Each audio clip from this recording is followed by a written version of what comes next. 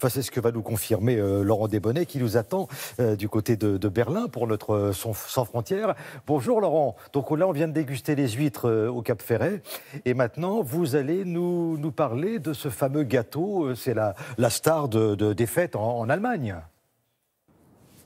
Bonjour, oui, les Anglais ont le pudding, les Français la bûche de Noël. Et bien pour les Allemands, c'est le Stollen. Le voici, omniprésent en Allemagne pendant les fêtes, surtout au moment de Noël, c'est vrai, mais il y en aura encore beaucoup ce soir sur les tables de réveillon. C'est un gâteau très dense, celui-ci fait déjà 1 kg, très nourrissant, mais aussi, vous allez le voir, avec pas mal de fruits, idéal à déguster avec un bon verre de vin chaud. Alors si ça vous tente, eh bien voici la recette dévoilée par l'un des plus grands pâtissiers de Dresde, la ville d'où le Stollen est originaire. C'est un sujet concocté avec Thomas Henkel et Beate Wohlfahrt.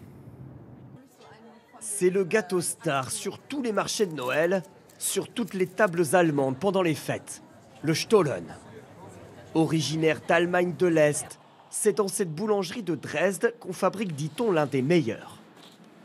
Avec pour cela de la farine, de la levure, des oranges et des citrons confits, une bonne quantité de beurre, des amandes douces, de la frangipane, des raisins secs, du rhum, du sel et du sucre, plus un mélange de plusieurs épices dont la composition doit rester secrète. À chaque nouvelle saison, on regarde la qualité de la matière première et on peut changer, si on souhaite, la composition exacte.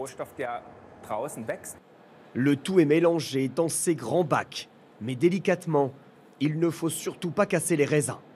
Les Stollen sont formés à la main, un coup de couteau pour que la pâte lève rapidement, et le tout est mis au four. Le beurre doit bien s'infiltrer dans le Stollen, et c'est ce qui donne beaucoup de goût. À la sortie du four, c'est donc l'étape la plus spectaculaire, estomac fragile s'abstenir.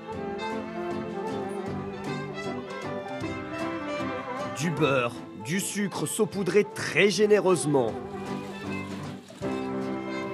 Puis vient le moment solennel. Attention, le Stollen doit toujours être coupé par le milieu. Quand je veux le remballer, je pousse les deux moitiés ensemble et le Stollen ne sèche pas. À déguster donc sur plusieurs jours et par petits bouts. Une tranche comme celle-ci contient par exemple environ 1000 calories.